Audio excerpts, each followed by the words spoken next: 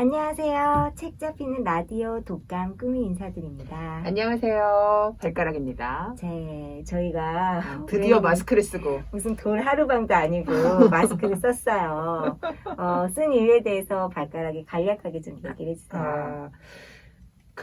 저희 아들이 수목을 쉬고 오늘 이제 금요일이 녹음이니까 금요일인데 금요일에 아침에 학교를 갔어요. 그랬는데 갑자기 학교에서 문자가 왔어요. 학교에 확진자가 하나 신고가 돼가지고 일단 애들 다 집으로 이제 보냅니다. 이렇게 문자가 왔는데 물론 저는 이제 그 학생이 만난 우리 아들과 만나지 않았는데 아직 혹시나 또 그 아이가 화요일 날 지금 수목 안 가고 화요일 날 지나쳤을 수도 있으니까 같은 동네에 살 수도 있고요. 네, 그렇죠. 어떤 아이인지 모르니까 네. 지금. 그래서 지금 꾸미의 안전을 위해서 제가 네, 스스로 보호하는 수밖에 없고요. 네. 이제 코밑까지 왔어요. 코미까지 위험이 왔어요. 코밑까지 왔어요. 네. 네. 이제 찰랑찰랑합니다. 음. 네. 물 먹어요, 이제 좀 네. 있으면. 그리고 네. 이제 저번에도 한번 학교에서 확진자가 나와가지고 검사 다 했는데, 네네. 그 마스크를 잘 쓰고 있으면 확진이 되진 않더라고요. 네. 그러니까 여러분들도 마스크를 잘 쓰시고 네. 생활하시고 좀 어느 정도 사회가 안정될 때까지만 좀 더 조심하면 좋지 않을까. 네. 이런 경각심을 좀 한번 가져봅니다. 또. 혹시나 걸렸더라도 그 걸린 사람 탓하지 말자. 아, 어차피 그럼요, 우리 다 그럼요. 코 밑에까지 왔다. 그럼요. 그래서 약간 진짜 처음에는 좀 싫었죠. 좀 왜 나에게 이런 일이? 이러면서 싫었는데 좀 그 상대에 대한 좀 혐오 감정 같은 게 있었지만 지금은 누구나 다 걸릴 수 있는 가능성이 있기 때문에 네네. 그런 관용을 가져야겠다. 그럼요. 내가 될 수도 있다. 그렇죠. 발가락이 될 수도. 발가락 걸려도 내가 안 미워할게. 지금 마스크 쓰고 있어요. 그래서 제가 위협을 당할까봐. 네. 그래서 오늘 책은 코로나 시대에 제일 하고 싶은 게 뭐? 여행. 네. 그래서 여행에 관한 책을 저희가 읽기로 했고요. 네. 책 얘기를 더 많이 하기 위해서 오프닝을 짧게 간략하게 하고 바로 책 이야기로 넘어가 보겠습니다. 한간의 책, 다양한 울림. 오늘의 독감은 김영하의 산문집, 여행의 이유입니다. 네. 이 책을 발가락에 지인분이 추천을 했다고 하면서 야, 여행도 못 가는데 책이나 읽자. 그러니까. 너무 와닿는 소개를 해주셨어요. 네. 제가 이제 어떤 책을 읽을까 하다가 친구가 내가 작년에, 그러니까 이게 나온 지 2019년이니까 좀 신간이더라고요. 신간 책 하나 읽었는데 자꾸 생각나는 책이야. 그러면서 추천을 해주더라고요. 한번 읽어봐. 읽으신 분이 추천해준 게 진짜 더 뭔가 그럼요. 신빙성 있죠. 그렇죠, 나 그거 그렇죠. 읽고 싶은데 읽어 그럼 이거 읽어야 되나 근데 읽었는데 너무 좋아. 그럼 너무 좋죠. 네. 맞아요. 뭐가 생각났는지 좀 그 부분이 어떤 부분일까를 생각하면서 읽었어요. 어떤 부분이 생각나서 나한테 추천을 했을까. 그래서 이제 오늘 끝나고 한번 얘기를 더 해볼까. 지금 그러고 있습니다. 그렇습니다. 그리고 뭐 이렇게 한달음에 쫙 읽지 않아도 이렇게 창가에다가 비치해두고 커피 마실 때마다 한 잔씩 읽기 좋은 책. 그래서 그 느낌이에요. 친구가 책을 줬는데 커피가 잔뜩 묻어있는 책을 줬어요. 나 그랬나 봐요. 신기 있나 봐. 나 이거 안 봤는데. 커피 묻은 짝꿍이지. 책인지 몰랐거든요. 네. 근데 딱 그거 떠올랐거든요. 아유, 그러다가 커피 쏟지. 이러면서 제가 말했거든요, 지금. 자, 아시잖아요. 네, 막 그러니까. 잘 쏟는 거. 나 같으면 그러면 커피 쏟지. 이러면서 제가 멘트를 했는데 바로 이 책이 현현이 됐네요. 바로. 이 친구는 나 진짜 오사카요, 이런데. 이 작은 거 알아맞히는 건 아무 소용이 없어. 그쵸? 이 친구가 책을 이제 도서관에서 빌린 거예요. 김영하 씨가 이제 워낙 알쓸 신잡 이런 데 많이 나왔으니까. 그랬는데, 괜찮네. 그래서 한좀 읽다가 놔둔 거죠. 그쵸. 그런데 이제 커피가 와르르. 그래가지고 도서관에 전화했대요. 제가 이런 사태가 발생했는데 어떻게 하면 제가 될까요? 한번 사오라고 해요. 새 걸로 하나 사오시면 돼요. 저 경험 많잖아요. 책 훼손됐는데 제가 잘못해서 하나 사오세요. 네. 그리고 그 책은 쏟은 책은 가지세요. 네네네. 그래서 그 친구가 도서관책을 가졌다는. 아, 그렇군요. 재밌어요. 네. 그런 에피소드도. 네. 그럼 책 소개를 이어서 부탁드릴게요. 네, 이영하 작가 너무 유명하잖아요. 죄송합니다. 김반장이십니다. 네. 김영하 작가. 음. 네, 너무 유명하신 분이 오래전부터 쓰고 싶었던 여행 이야기를 9가지 에피소드를 모아서 산문을 완성했습니다. 네, 삶이 부과하는 문제가 까다로울수록 여행을 더 갈망하는 작가에게 여행은 어떤 의미인지, 왜 여행하는지, 오랜 시간 여행하면서 경험하고 생각해온 이야기들을 책으로 확인해 볼 수 있습니다. 네, 확인 잘했습니다, 작가님. 그래서 작가님에 대해서는 따로 뭐 이렇게 말하지 않아도 될 것 같고, 네. 그냥 제 느낌을 말씀드리면, 안경이 참 잘 어울리세요. 오. 까만 그 안경이 참 잘 어울리시고, 잠깐 벗은 적이 있는데, 못 알아봤다. 독자 1인, 못 알아봤어요. 안경이 참 잘 어울리는 얼굴?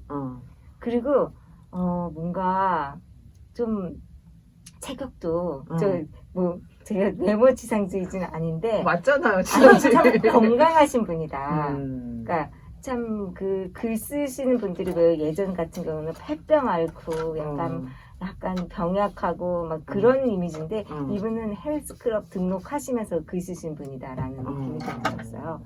그러니까 약간 근육이 좀 있으시죠. 그래서 진짜 그렇지 않으면은 소설을 못 쓸 것 같다는 생각도 들어요. 왜냐면 쓰신 책들이 제가 검은 꽃을 읽었는데 정말 최고였거든요. 검은 꽃이. 그 리얼리티나 그다음에 그 당시에 그 멕시코로 떠나면서 조선에서 멕시코에 떠나면서 그 뱃속에서 있었던 그 정말 그 진짜 비극적인 그것을 진짜 그리는데 그 농도가 완전 짙고 그거를 다 자료조사했을 텐데 그거는 정말 건강함 없이는 못 쓰는 글이다. 이렇게 막 카프카처럼 자기 아빠랑 있었던 일을 막 심리적으로 쓴 작가가 아니잖아요. 그러니까 좀 코스모폴리탄적인 것들에 대한 걸 건드리는 작가라서 되게 건강하다 이 사람. 그리고 이 책을 읽었는데도 정신도 건강하구나. 정신도 참 건강하구나 이 사람.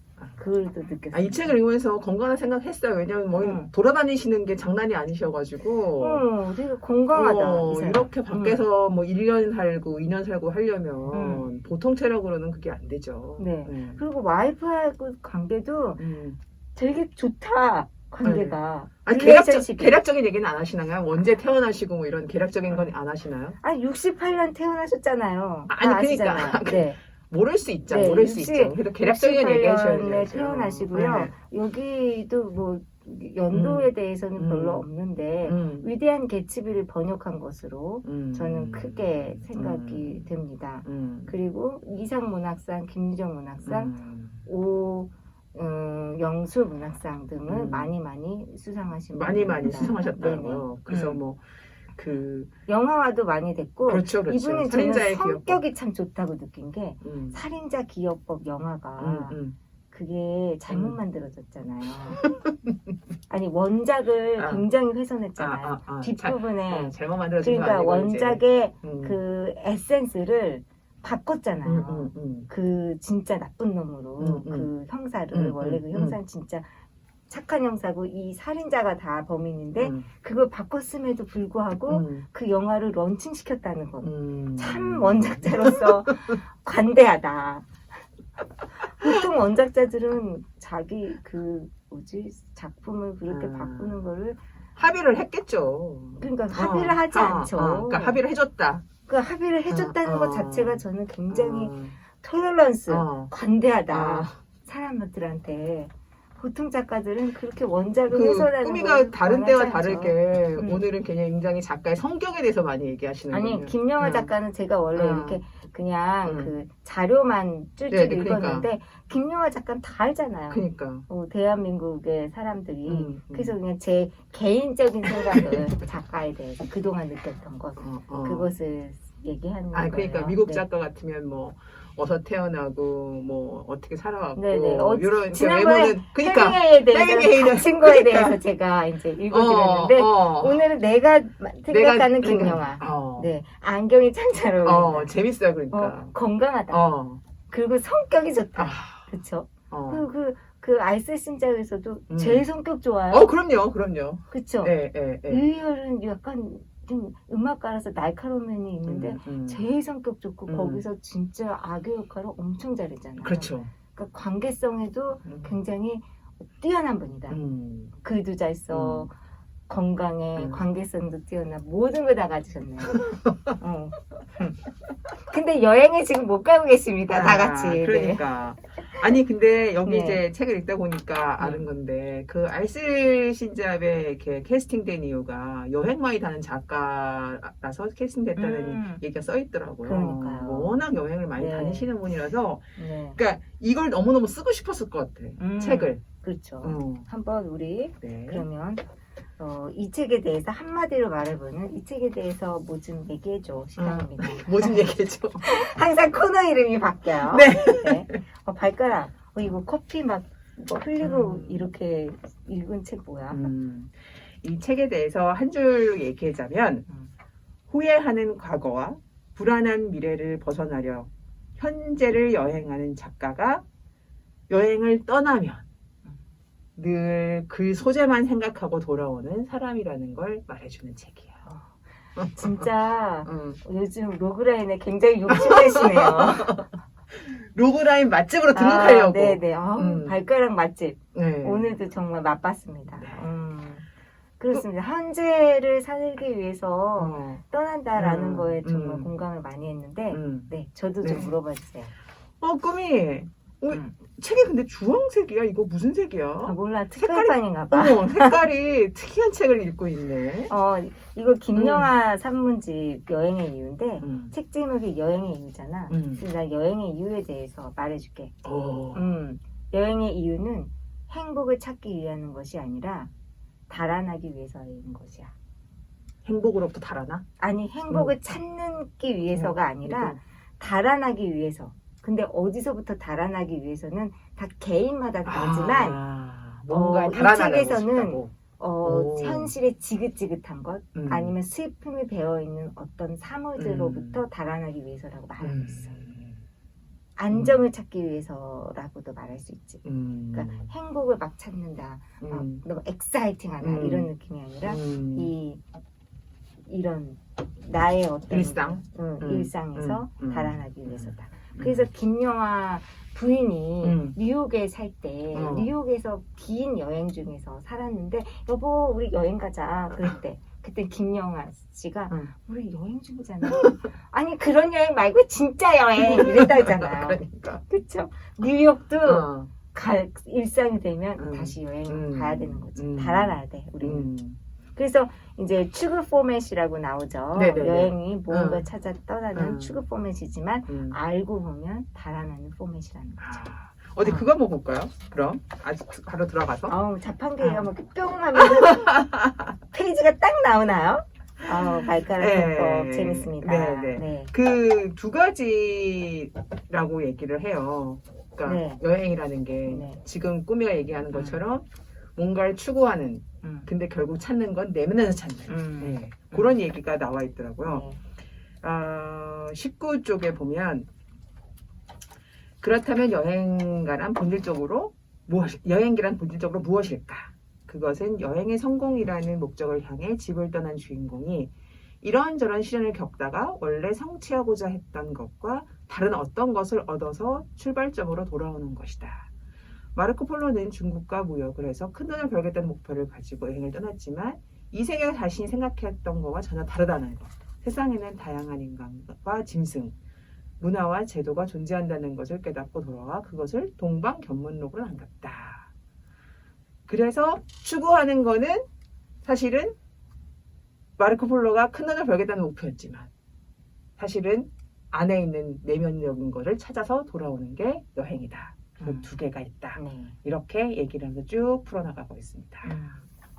그 발가락한테는 어떤 추구가 더 맞나요? 아니면 그러니까 뭘 찾아서 떠나는 게 맞나요? 버리고 오고 이런 뭔가 해제되고 이런 것 쪽이 더 맞나요? 여행이? 저는 이거를 보면서 이분이 이 이야기를 하기 위해서 굉장히 예시를 많이 들었잖아요. 뭐 마르코 폴로 얘기도 그렇고 뭐 길가메시 서사시 얘기도 듣고 얘기도 하고 그랬는데 저는 그냥 추구하는 여행이었던 것 같아요. 음. 그냥 스페인에 가면은 스페인의 뭔가를 알고 오겠구나. 뭐 특히 뭐 그거 거기에 대해서 내가 뭐 어떤 목적과 스페인을 뭐 정복하겠어 뭐 이런 게 없으니까. 네. 그래서 저는 그냥 그 정도였던 것 같아요. 네. 이렇게 분석적으로 살아보질 않아서. 꾸비는 어떤가요? 저는 약간 뭘 추구한다기보다 약간 이 일상에서 벗어나는 그 벗어나는 김에 모두 추구하는 그런 느낌이었던 것 같아요. 그러니까 항상 내가 뭘 여행을 통해서 얻어야겠다 하는 재미가 없고 그냥 버리자 이 더러운 마음을 그러면 재밌더라고요. 그러니까 뭔가 막 기대 이게 기대 충족 이론 같은 것도 마찬가지지만 기대가 너무 크고 막 뭐 어떤 애는 막 여행 떠나면서 구글 매핑 해가지고 그 도시의 소소한 것까지 다 이제 캐치업하고 그걸 직접 눈으로 확인하는 그 즐거움으로 가는 경우가 있는데 저 같은 경우는 그냥 그래프로 말하면은 그 절편값과 그다음 기울기 하나 알고 가는 거예요.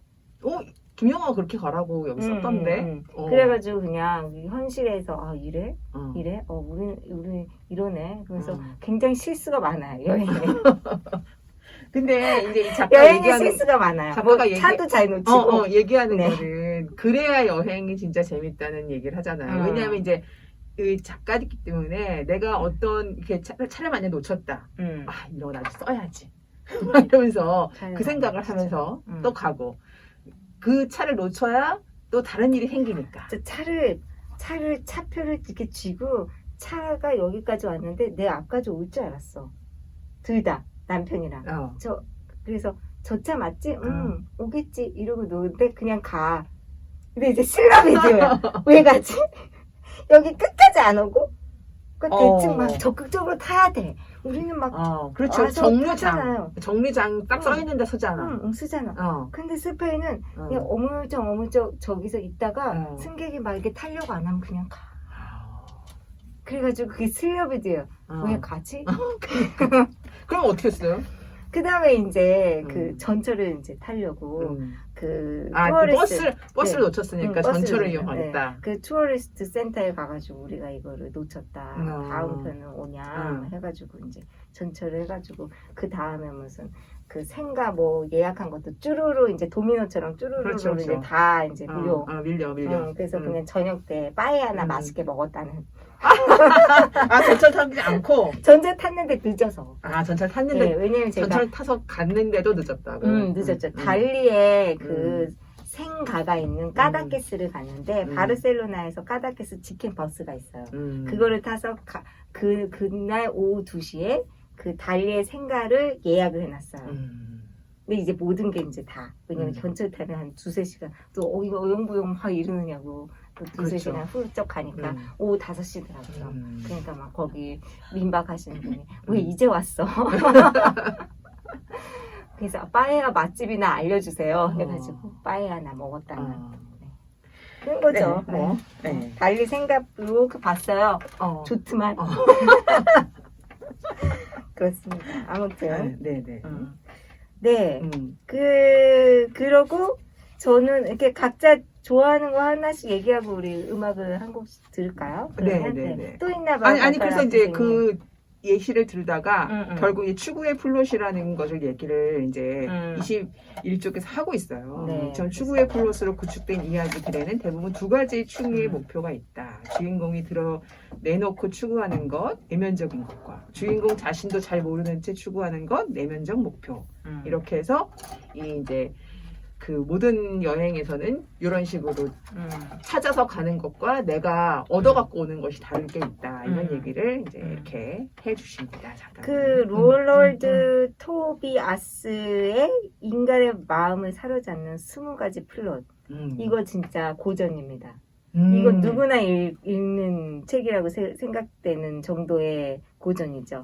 거기에 20가지 플롯이 있는데 그 중에 이제 추구 플롯이 제일 몰입감이 있다. 추리소설 뭐 이런 거잖아요. 그렇죠? 재밌습니다 이 책도. 여기 보면 또 읽고 싶은 책들 그다음에 보고 싶은 영화들. 그러니까 이게 문화적인 어떤 컨텍스트에 또 약간 그 자극이 돼가지고 이 책 읽으면서 그거 관련된 거 읽으면 3일 밤은 새겠다 이런 생각이 들었어요. 아니 그러니까 그쵸? 이게 저희가 이제 요거를 오늘 다 하겠다 목표가 없으면 이거 중간에 요런 거는 영화에서 이렇게 얘기를 했어요. 네네. 예를 들면 이런 거 하면 재밌을 것 같아. 그러니까. 이거를 메인 책으로 놓고 네. 스탠바이 웬디라는 영화도 뭔지 좀 궁금하고 약간 지금 저는 방송을 위해서 빨리 읽었지만 천천히 읽으면서 좀 음미하고 싶은 책이다라는 생각이 들었습니다. 네. 제가 체크한 부분은 35페이지인데요. 여행의 대명사 파리스. 파리 얘기를 안 할 수가 없는데 여기 파리 증후군이라는 말이 있다.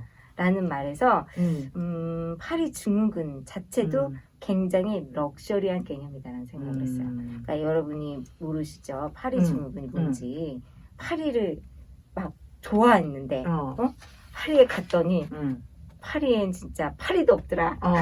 내가 생각하는 파리가 아니야. 내가 생각하는 파리가 아니다. 그래서 오타 히로 아키라라는 일본인 심리학자가 1991년에 처음으로 사용한 것으로 알려져 있다고 합니다. 왜 파리일까? 유독 파리가 그렇대요. 네네. 그러니까 환상이 많은 거야, 파리에 대해서. 그래서 일본에서 진짜 그 파리에 대한 환상이 일본 만화를 봐도 그렇고 전부 다 파리 아니면 스위스 배경이잖아요. 그렇죠. 일본 만화. 그러니까 얼마나 환상이 많았겠어. 일본인들이.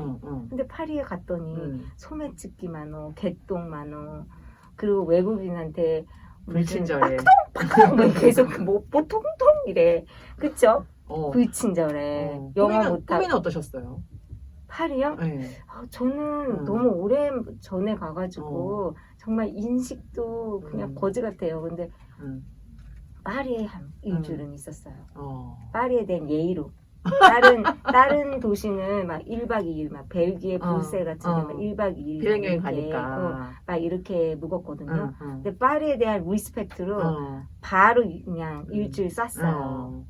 그래서 거기 아파트먼트를 빌려가지고 거기서 이제 뭐 밥도 해먹고 그냥 살아보자 해가지고 해갖고 뭐 유람선도 타고 뭐 걸어도 다니고 뽕레프도 가야지. 뽕레프 가야지. 뽕레프 가고 뭐 안 가본 데 없이 거의 이제 거기 돌아다니고 막 그랬죠.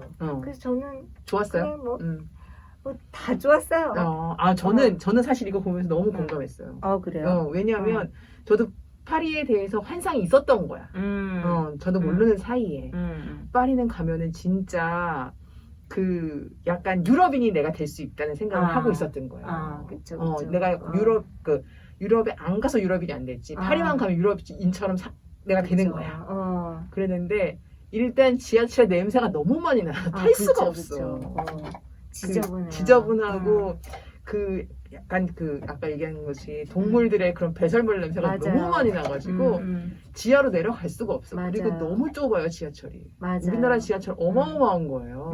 맞아요. 내려가는 계단 너무 좁고 안에 좁고 지하철 좁고 그래서 바로 다시 올라와서 걸어갔는데 골목 너무 좁은데 거기 또 냄새 너무 나고. 그렇구나. 맞아요. 먹을 수 있는 게 가장 맛있는 건 맥도날드였어요.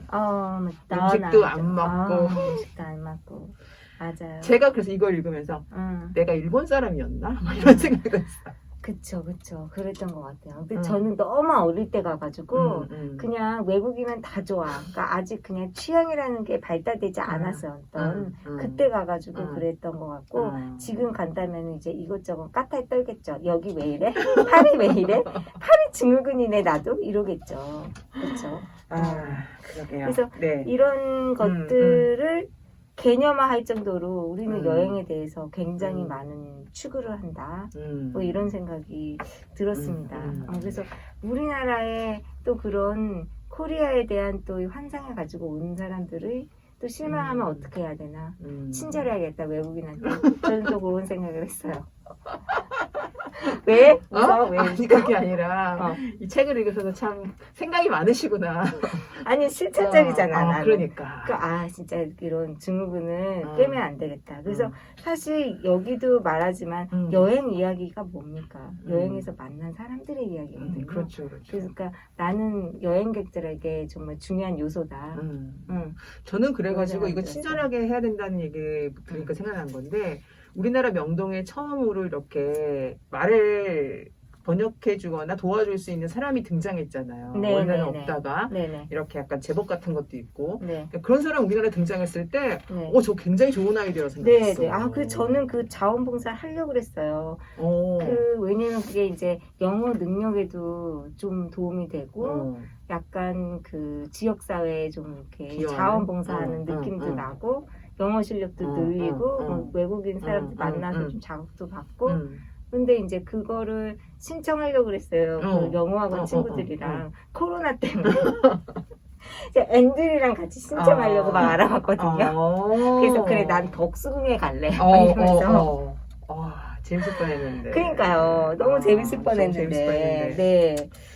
그래가지고 또. 뭐 일본어도 약간 할 수 있고 영어도 약간 할 수 있으니까 뭐 그 정도 할 수 있다라는 생각으로 생각했는데 안 됐네요. 그럼 우리 살짝 출발하는 기분으로 음악 한 곡 듣고 또 할까요? 네. 출발? 센스쟁이. 저희가 저희가 신청한 노래는요. 김동률의 출발입니다. 네. 음악 정말 깔맞춤이네요.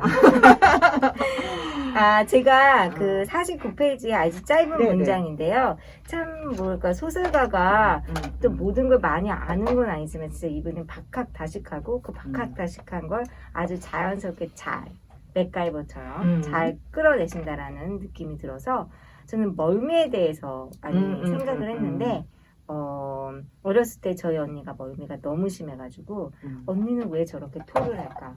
어린 마음에 너무 불쌍하다 언니가. 나는 왜 토를 안 하고 언니는 토를 할까? 그렇게 생각했는데 그 해답이 여기 있었어요. 이제 배를 타고 쾌속선 선실에서 이제 멀미에 대해서 이분이 생각하고 있었습니다. 멀미란 눈으로 보는 것과 몸이 느끼는 것이 다를 때 오는 불일치 때문에 발생한다고 한다. 전혀 움직이지 않는데도, 즉 자동차나 비행기 안에 가만히 앉아 있는데도 어지러움을 느낀다면 뇌는 이것을 비상한 상태, 즉 독버섯이나 독초를 먹었다고 판단하고 소화기관에 있는 음식물을 토해내도록 한다는 것이다. 그래서 운전자는 멀미를 겪지 않는다. 운전자는 운전을 하니까. 제가 이 당사자예요. 그래요? 지금 언니가 이해가 안 된다고 했잖아요. 네네네. 제가 그랬어요. 어머, 그랬구나. 어린 시절, 그래서. 언니!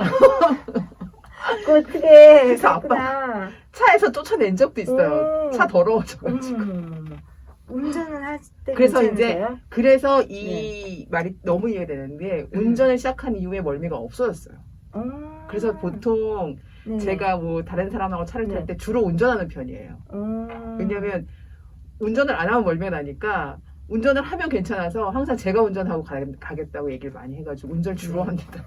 그렇군요. 그래서 처음에 운전을 시작했는데 너무 괜찮은 거예요, 상태가. 그래서 나는 그때는 어릴 때니까 운전기사가 나의 직업으로 맞나 봐요. 진짜 귀여워. 진짜 그렇게 생각했어요. 왜냐면 천직이야. 멀미가 없어져가지고 이게 너무 신기한 거예요. 너무 신기해요. 근데 천직을 만났다. 그래서 그 당시에 내가 이제 공부를 좀 하니까 공부를 하다가 이게 이제 직업이 선택할 때가 되면은 택시 기사를 할 수도 있어. 귀여워요. 발가락. 근데 택시 기사는 안 됐지만 왜냐면 허리가 또 안 좋아가지고. 네네. 아니, 그런 거 있지만. 나중에라도 뭐 있잖아요. 오래 사실 거니까. 그럼요. 할 수도 있어요. 파리의 택시 기사라는 할 수도 것도 있어요. 할 수도 서울에 있어요. 여러 가지. 네네네. 어제 너무 공감했어요. 또 여기에 또 이런 분이 있으니까 와닿네요. 김영하 작가님이 저에 대해서 이렇게 열심히 쓰셨더라고요. 그리고 다음 페이지 51페이지 하단 맨 마지막 패러그래프가 그 여행에 대해서 굉장히 평이한 문장이지만 쏙쏙 와닿게 쓰셔서 제가 낭독해 보겠습니다. 기대와는 다른 현실에 실망하고 대신 생각지도 않던 어떤 것을 얻고 그로 인해 인생의 행로가 미묘하게 달라지고 한참의 세월이 지나 오래전에 겪은 멀미의 기억과 파장을 떠올리고 그러다 문득 자신이 어떤 사람인지 조금 더 알게 되는 것. 생각해보면 나에게 여행은 언제나 그런 것이었다. 그래서 멀미를 기억하니까 그 김영하 작가가 말한 이 느낌을 더 느낄 수 있겠어요. 저는 멀미를 안 하기로 유명한 사람이라서 네. 그 예전에 울릉도에 간 적이 있었는데 강릉에 되게 유명한 그 안목 해변에서 배가 떠나요. 그래서 이제 한 2시간 반 정도 이제 달리는데 책 한 권 읽었어요. 근데 사람들이 다 나를 구경하러 왔어. 저 여자는 왜 배멀미를 하나? 책을 읽었어요? 책을 한 권 다 읽었어요. 그 책 제목도 기억나요. 시집 한 권을 다 읽었어요. 정특별 시인이 모은 저는 글씨는 상상도 못하고 그림책도 못 봐요. 그래가지고 그림이 흔들려가지고 책 읽으면 뭐 괜찮아요. 모르는 사람이 말 시켜나 책 읽고 있는데 왜요? 막 그때 아니 저는 배를 많이 타봤는데 책 읽는 사람 처음 봤다고. 와, 어떤 대단하다. 사람은 사진 찍어도 되냐고 그랬어요 저한테. 어머. 어디 올린다고. 어머. 책 읽는다고. 진짜 대단한 분이다. 지금 알았어요. 꿈이 안 그래서 난지 오래된 제가 분이다. 뭐라 그랬는지 알아요? 사이다 하나 사달라고 했어요. 사이다 하나 사주면 사진 찍게. 저는 배를 이렇게 오래 타지도 않고 한 어디 섬 저기 보이는 섬까지 가는 배를 탔는데 그때도 멀미를 해가지고 바깥에 그 선창 선장님 계시는 그쪽에 가면 멀미가 안 난대요. 그쵸. 바뀌니까. 네네. 그래가지고 그것도 약간 운전 느낌이니까. 그러니까. 그래서 거기가 있었던 적도 있었어요. 아, 그렇군요. 저는 그러면은 뭐 기장이 되는 꿈을 꿨어야 됐나요? 발달하시고 얘기하면? 그런 생각은 못했나요? 너무 그래서 늦게 이제 타가지고. 김영하 작가님이 이제 처음 키미테를 붙이고 중국에 간다는 그런 얘기도 할 때, 진짜 저도 키미테 처음 나왔을 때 너무 붙이고 다녔거든요. 너무 좋아가지고 이거 신박한 걸 발견했는데. 근데 그거 시력이 안 좋다고 그래서 붙이지 말라고 그랬어요. 아니 그 처음에 이분이 붙였을 그 즈음에 저도 그랬군요. 자, 그러면은 저희가 한 챕터 하나 정도 이제 다 얘기를 했는데 이쯤에서 이 책 얘기를 할까요? 맞아. 제가 도서관에서 이 책을 살까 하다가 사면은 또 주문하고 책 받고 그러는데 도서관에 이제 갔어요.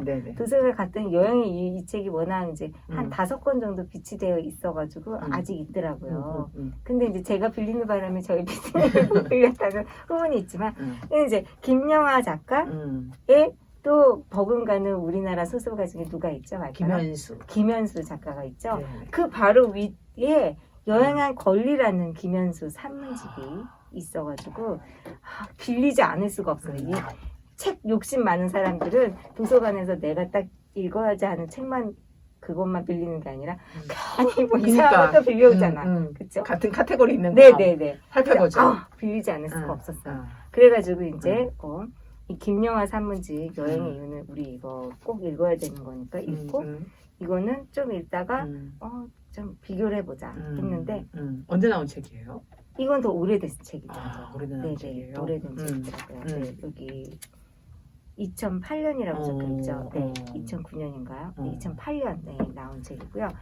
뭐 이렇게 둘을 비교하는 거는 되게 유치한 발상이지만 김현수 작가는 너무 더 섬세한 것 같아요. 제가 아까 그 김영하 작가는 이렇게 좀 건강하고 근육이 있고 이런 분이라면 김영하 작가는 김연수 작가는 약간 에드시런인데 근육 없는 감수성 있는 사람. 그래서 이렇게 멱살을 잡으면 섬세한 언어가 막 떨어질 것 같은 그런 느낌이에요. 근데 김영하는 멱살 잡으면 뭔가 해머가 나올 것 같아요. 멱살을 못 잡죠, 그럼. 못 잡죠. 김영하 멱살 좀 잡아도 될까요? 이러고. 그래서 너무 섬세하고 이 책은 첫 문장만 알려드릴게요. 제가 첫 문장이 이 책을 대변해주는 책이거든요. 오래전부터 나는 국경을 꿈꿨다. 김현수 작가가. 그래서 김현수 작가의 작품 세계가 이분은 굉장히 국경에 맞닿아 있어요. 어떤 작품이든 밤은 노래한다도 그렇고 저희가 읽었던 그 7회의 마지막도 항상 국경과 왔다 갔다 하는 그 이유를 이 책을 보면 알게 되는데 그 이유가 김현수 작가의 이 아빠가 일본에서 태어나시고 고등학교 때까지 일본에 계셨고 해방이 되면서 한국으로 건너와서 이제 처음 부산으로 왔는데 부산에 판잣집 보고 개냐따이 이렇게 얘기하신 분이거든요. 무슨 뜻이에요? 그러니까 너무 어렸을 때 일본의 그런 정체성에 젖어 있었기 때문에 이 김현수 작가가 말했을 때 우리 아빠는 인생이 잘 풀리지 않다라고 말을 달고 사는 사람이고 그 이유가 자기의 진짜 리얼한 삶은 국경 밖에 있다. 하지만 우리는 국경 안쪽에 사람이다. 그래서 국경 밖에 리얼리티가 있는 사람은 안쪽에 있는 사람이 보면 항상 불안하고 긍정적이지 않으며 그 다음에 여기 사람하고 소통하지 못하는 장애를 겪는 거죠. 그래서 그 소설가가 되고 국경 너머로 이제 아빠가 살았던 그 나고야에서도 또 타지마하라고 하는 그 작은 지역을 지나가지고 카사하라라는 아빠가 살았던 고향을 여행해요. 그러면서 이제 아빠를 이해하면서도 이제 애국주의잖아요. 이분 세대가. 그러니까 그렇죠. 아빠가 이제 자기의 정체성을 일본으로 막 여행을 다니시면서 자기의 정체성은 그러니까 아비투스는 그런 헤빗은 일본적이라 그때부터 막 일본 노래를 듣고 그 다음에 일본적인 그 음식을 먹고 몸에 보시라고 매실 말린 거 그거 아니면 밥을 못 먹고 근데 그런 아빠를 보면서 우리 아빠지만 너무 싫고 나는 한국을 지켜야 될 것 같고 이런 어떤 양가적인 그 국경의 지대에서 태어나셨고 그래서 작품 세계도 그렇게 됐다는 걸 느끼는데 이 앞에가 진짜 영화 스펙타클합니다. 러시아 국경을 넘는 얘기인데요. 진짜 그 김영하 작가가 이렇게 자기의 소소한 두뇌에서 생각나는 글을 되게 편안한 평범한 언어로 쏟아냈다면 이 김영하 작가는 어렸을 때부터 김현수 작가는 어렸을 때부터 아빠의 관계에서 국경을 꿈꾸고 나는 국경을 넘을 수 없나? 국경을 넘으면은 탈북인데 이건 안 되지? 막 이런 어떤 여러 가지 그 치열한 사고를 통해서 여행하는 얘기를 해서 굉장히 스펙터클해요. 이 책은 진짜. 그래서 제가 한 대목만 좀 느낌을 드리게 한 대목만 이제 그 여행기는 아닌데 제가 느꼈던 되게 그 와닿았던 부분을 제가 하나 읽어드리면 그 설국을 읽은 우리 독감에서도 읽었었나요? 야스나리 설국 안 읽었죠. 네. 그 설국을 어렸을 때 읽다가 포기했던 그 일화에 대해서 쓴 글을 한번 읽어보겠습니다. 자신의 인생이 언제부턴가 잘못됐다고 믿는 남자의 아들이 되는 일은 좀 피곤하다. 그의 리얼리티는 국경선 너머에 있다. 그러니 그 안쪽의 삶은 도무지 실감이 나지 않는다. 그런 사람들을 위해 생겨난 사사가 먼 민족국가 혹은 국민국가 같은 것인지도 모른다. 서사입니다. 제가 샤샤라고 읽었지만 네. 나처럼 국경 안쪽에서 태어난 사람들에게 그 서사의 리얼리티는 상당하다. 고백하기 좀 부끄러운 일이지만 고등학교 1학년 때 가와바타 야스나리 설국을 읽은 적이 있었다. 문학에 딱 눈을 뜨고 있었다고는 하지만 17살짜리가 설국의 그 두렵도록 요염한 세계를 이해하기란 어렵다. 하여 나는 중간쯤 읽다가 책을 덮어버리고 말았다. 그런데 책을 덮은 이유가 참으로 겸연쩍다. 그러니까 그 책은 아마도 당시에는 집집마다 한 지씩 갖춰놓았을 것으로 여겨지는 붉은색 하드커버의 컬러판 세계문학 전집의 하나였다. 하드커버의 그 붉은색을 두고 하는 말이 아니라면 그 컬러판이라는 표면은 책에 삽입된 서너 장의 컬러 사파를 두고 하는 말일 것이다. 그걸 두고 컬러판이라고 이름 붙여도 좋은가는 또 다른 문제겠지만 어쨌든 간신히 책을 읽어 나가던 내가 그만 책을 덮어버린 것은 그 컬러 사파 때문이었다. 처음부터 게이샤가 나오고 이상한 연애담이 계속되더니 결국에는 컬러로 그려놓은 게이샤의 모습이 등장했는데 그 그림을 보자마자 욕지기가 느껴졌다. 실제로 속이 메스껍기 시작하더니 토할 것 같았다. 말하자면 나는 반일을 육체화하고 있었던 셈이다. 오랫동안 그 일에 대해 생각해보다가 결국 나는 국경선 안쪽만을 말하는 리얼리티가 얼마나 구체적인 서사인지를 인정하게 됐다. 이런 상황에서 국경을 넘어간다는 건 새로운 인간의 몸을 갖는다는 뜻이었다. 하지만 그게 쉬운 일이겠는가? 나와 마찬가지로 자신의 인생이 언제부터인가 잘못됐다고 믿는 남자의 육체 역시 세월이 흐른다고 바뀔 수 없었다. 그러므로 제 아무리 민족 국가를 들먹인다 하더라도 그 남자의 오감은 국경선 안쪽의 리얼리티를 인지하지 못한다. 그에게 더 리얼한 세계는 국경선 바깥, 그러니까 그가 태어난 곳에 있었다. 쿤데라식으로 말하면 생은 다른 곳에 정말 존재했던 것이다. 그게 쓱 넘어가지 않아요? 그러니까 미칠 것 같아요. 빠져드네요. 빠져듭니다. 그래서 이제 막 아빠의 그 징후와 이런 것들, 그래서 본인이 왜 국경에 그렇게 몰입하는지 그거를 말해주고 있어요. 네.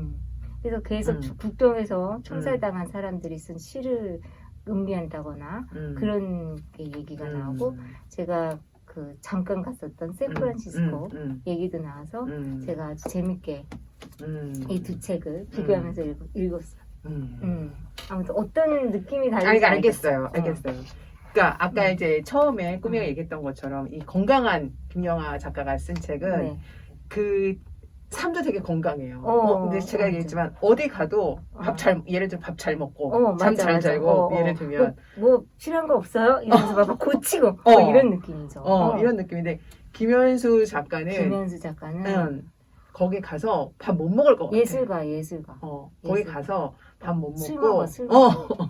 안주 없이 깡술 먹어. 그런 분이실 것 같아. 그리고 잠 못 자고 잠자리 김현수 바뀌면. 아빠 얘기도 많이 하는데 아빠도 소설가 하셨으면 했어요. 말을 너무 잘해요. 진짜. 자기가 막 뻥도 쳐요. 자기 가미가지 할 뻔했다고 막 뻥치고.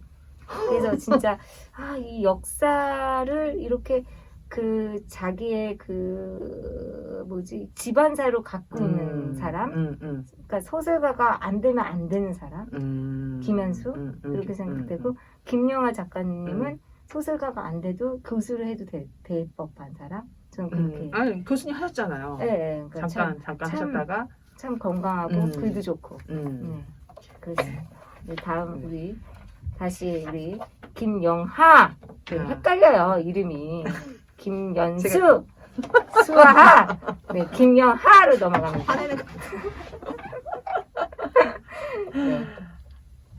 그래서 이제 그 알쓸 신잡에 나오셨잖아요. 그래서 여기에 챕터 중에 알아두면 그게 이제 알쓸 신잡에 쓸데없는, 그쵸? 쓸데없는 그 신비한 여행인가요? 그거에 대한 챕터를 만드셨어요. 네, 맞아요. 그래서 그 앞에 챕터를 조금 보면 바로 이렇게, 바로 이 프로그램에서 나는 모든 여행은 끝나고 한참의 시간이 지난 후에야 그게 무엇인가인지를 알게 된다고 말한 적이 있는데, 이 말은 이 프로그램에서도 그대로 적용할 수 있다. 여행을 지나고 나야 무엇인지 알 수 있다. 맞아요. 그럼 이제 거기서 했었던 통영에 갔던 이야기, 그다음에 추억 돋더라고요. 이거 읽을 땐 그 프로그램 봤던 기억이 좀 어렴풋이 나면서. 그러니까 그거에 대한 이야기가 나오더라고요. 근데 저는 여기 나온 거 말고 거기 간 거 잠깐 생각이 나더라고요. 춘천? 아니 저기 해외. 해외. 네.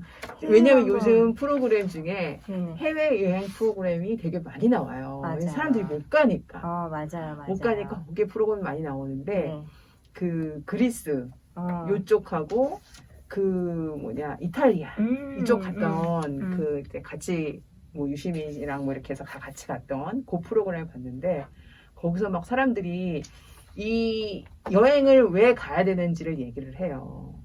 울면서. 왜냐하면 감동받아서. 그렇죠. 감동받아서 울면서 그게 그 우는 장면 살짝 나오면서 내가 책에서 봤던 거랑은 너무나 달라요. 이렇게 걸어와서 이거를 보고 이게 사이즈가 작던 크던 왜냐하면 지금은 핸드폰이 있기 때문에 확대도 해서 볼 수 있잖아요. 어떤 그림이나 이런 거를 그런 거랑은 달라요. 그렇게 얘기를 해요. 네. 내가 그 생각이 나면서 좀 맞아. 우리도 가고 싶다.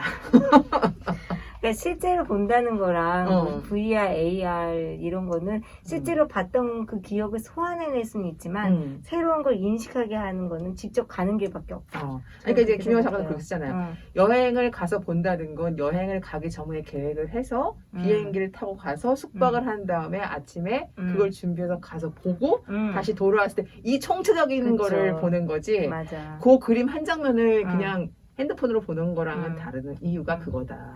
제가 그 AR LG에서 만든 그 광고 되게 좋아하는데 그 해녀분을 직접 그 섭외해가지고 해녀분인데 이제 건강상의 이유로 다시 바다 물길을 못 하시는 분을 위해서 바닷속에 들어가 있는 것 같은 AR, VR을 실현했어요. 그래서 실제로 들어가가지고 거기 이제 동료들이 막 다 VCR에 나오고 AR, VR로 해서 막 너무 감격해서 진짜 울거든요. 그거는 이해가 돼요. 그러니까 본인의 인식 속에 있었던 그 장면을 재현하고 이런 기술은 되는데 재현할 때 그 무슨 보면서 과거에 자기가 갔던 걸 회상하기 그쵸, 때문에 회상하고 그런 거는 가능한데 눈물이 나는 거죠. AR, VR 기술이 한 번도 안 가본 사람이 그 만약에 바닷속에 있다.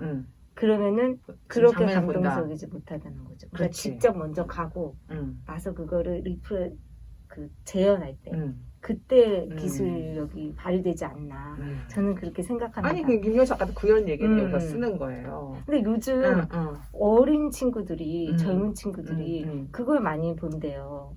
디지털 무슨 콘서트? 근데 꽤 실제감을 느끼고 엄청나게 많이 즐긴대요, 그거를. 그것도 저는 실제 그 콘서트를 가본 그 경험이 그 베이스를 맞아요. 즐긴다고 생각해요. 네, 맞아요. 그쵸? 왜냐면 저희 집에 그런 애가 하나 있는데 걔는 그 시간에 그걸 보는 걸 좋아하는 게 아니라 내가 과거에 갔던 그 경험을 다시 회상하는 거예요. 그래 그거예요. 그거 이게 진짜 그런 것 같아요. 회상하는 느낌으로 해야지. 이 글이라는 것도 김영 작가도 글을 쓰면서 그 얘기를 쓰잖아요. 나는 이 글을 쓰는 거는 그 얘기를 다시 그 여행기를 다시 불러오는 거다. 네네네. 그렇습니다. 네. 그러면은 우리 제가 87페이지를 적어놨는데 좀 확 넘어가 볼까요? 그 여행하는 인간, 호모 비아토르 이게 여행하는 인간이라는 뜻이라고 적혀 있죠. 네. 그거에 대해서 그 왜 인간을 이렇게 여행해야 하는가에 대해서 그 쓴 길, 요 챕터를 한번 읽어보겠습니다.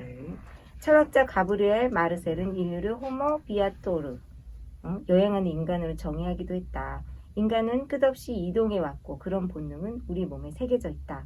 인류는 대형 유인원과 97% 이상 유전자를 공유하지만 그들과 결정적으로 다른 점이 있다. 고릴라, 오랑우탄, 침팬지 등은 활동량이 인간에 비해 현저히 적다. 그들은 하루의 대부분 시간을 가만히 앉아 있는다. 10시간 정도를 털을 고르거나 쉬고 9시간, 10시간 정도를 또 잔다. 유인원을 연구한 학자들은 궁금했다.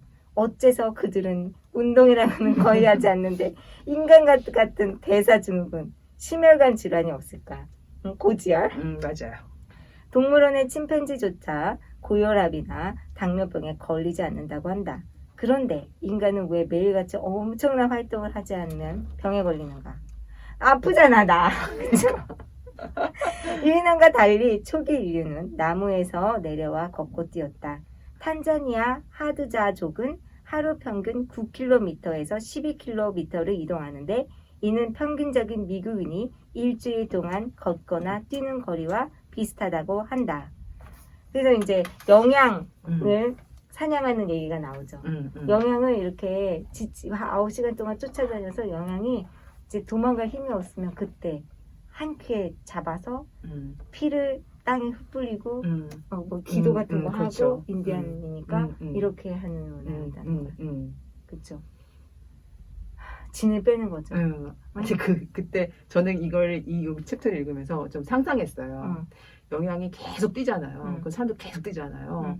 그러면 영양의 입장에서 보면 쟤 참 끈질기게 쫓아오니까 그만 항복하겠다. 그러면서 눈을 쳐다볼 것 같아. 아, 그럴 것 같아, 진짜. 맞아. 경찰이랑 그 범인이랑 뜨면서도 한번 이렇게 쉬면서 눈 쳐다보잖아. 눈을 쳐다볼 것 같아. 기싸움하는 거지. 눈을 쳐다보고, 나는 이제 네가 먹어도, 어쩔 수가 없어. 그래, 내 명은 여기까지야. 그래, 야, 너같이 진짜 끈질긴 애한테 어. 내가 죽여줘야지. 그래, 내 그만하자, 내 이제. 놈만 가져라. 이런 거. 그만하자. 그만하자, 이렇게 해서. 인류가 대단한 것 같아요. 그렇게 해서 이제 영양을 먹는 거죠. 네. 대단한 것 같아요. 이 책 읽으면서도 되게 뿌듯했어요. 우린 침팬지가 아니다. 털이 나고 오르는 사람이라 아니다. 우린 나무에서 내려왔고 아프리카에 갔다. 그리고 아프리카에서 나왔다. 그게 중요한 거죠. 그게 중요한 점이었어요, 여기서? 네, 여기서 중요하죠. 우리는 떠나야 한다. 본능이다, 그게. 그렇죠. 끝도 없이 걷거나 뛰었고 그게 다른 포유류들과 인류의 다른 장점이었다. 네. 그리고 인류는 계속 이동해서 전 세계를 지배했죠. 그렇습니다. 저희 우리 사피엔스에서 읽었잖아요. 네. 아무튼 이렇게 인류가 이렇게 떠났다 하는 것만 해도 너무 지지를 받는 느낌이에요. 나의 욕망을 지지를 해주는 느낌이에요. 그러니까 이제 김영하 작가 제가 처음에도 얘기했지만 현재를 살기 위해서 여행한다고 하셨잖아요. 현재를 살기 위해서. 그러니까 집에 있는 모든 거에는 나의 기억이 다 있는데 그 기억들에서 나는 떠나고 싶다. 그래서 어디에 떠났을 때 나는 이제 에너지를 받는 거야. 뭔가를 할 수 있는 에너지를. 그렇죠. 136쪽에 보면 네. 지구에 이 사진이 있어요. 아, 네네. 맞아요. 언제는 너 여기 너무 좋았어. 여기 체크해놨어요. 그러니까 네. 우리 둘이 같이 책한 데를 이제 정말. 읽고 마무리를 해야죠. 너무 좋았어요. 이 책 요 부분. 네, 읽어주세요. 네. 시인 아치볼트 맥클라시는 아폴로 8호가 달 궤도에 진입한 다음 날인 크리스마스에 발행된 뉴욕타임즈에 저 끝없는 고요 속에 떠있는 작고 푸르고 아름다운 지구를 있는 그대로 본다는 것은 바로 우리 모두를 지구의 승객으로 본다는 것을 의미한다고 썼다. 인류가 지구의 승객이라는 비유는 지금으로서는 진부하게 들릴지 몰라도 당시에는 읽자마자 무릎을 칠 만한 것이었다. 승객은 영원히 머물지 않는다. 왔다가 떠나는 존재일 뿐이다. 맥클리시는 이어서 우주의 이 끝모를 차가움 속에서 우리 자신들은 서로가 형제임을 진실로 아는 형제라고 부연했다. 지구가 고작 아이들이 가지고 노는 장난감 구슬처럼 보인다는 것을 알았을 때 시인은 자존심을 다친 것이 아니라 오히려 그렇게 지구라는 작은 행성, 푸르게 빛나는 우주의 오아시스와 우리 서로를 모든 동식물들을 같은 행성에 탑승한 승객이자 동료로 소중히 여겨야 한다고 암시한 것이다. 네. 승객일 뿐입니다. 저희는 왔다가는 어떻게 보면. 그래서 여행자보다 승객이라는 말이 더 완전 라이더인데 라이더 그렇죠? 트래블러가 아니라 네네네. 지구 트래블러 뭐 이런 걸 많이 얘기하잖아요. 지구 여행자. 근데 지구 승객은 더 느낌이 와요. 왔다 가는. 그리고 탔다 내리는. 그리고 이제 옆 승객과 나랑 평등하는. 그렇죠? 우리는 그냥 브라더. 네, 브라더 그런 뭐 이렇게 갑자기 막 이렇게 세계 시민주의로 가는데 어쨌든 여행을 하면 조금 더 이렇게 막 아집에서 벗어나서 아웅다웅한 거에서 벗어나서 이런 이 지구 승객이 된다 그런 느낌이 많이 들었습니다. 네. 오늘은 승객으로 마무리할까요? 네. 발가락이 제일 하고 싶었던 그림자 없는 사람 얘기 못했는데 다음 오프닝에서 얘기하죠. 네, 책 잡힌 라디오 독감 여기까지예요. 모두 행복하세요. 안녕.